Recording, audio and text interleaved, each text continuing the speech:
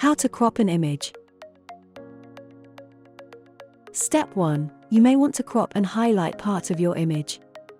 To do this, first select the image, and once selected, a toolbar will appear. From the toolbar, choose the Edit option.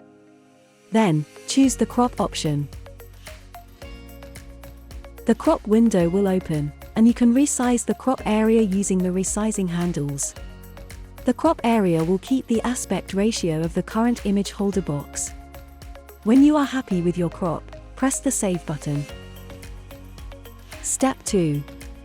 If you want to crop and resize the image to a different shape, open the crop window and then untick the Maintain Proportions tick box.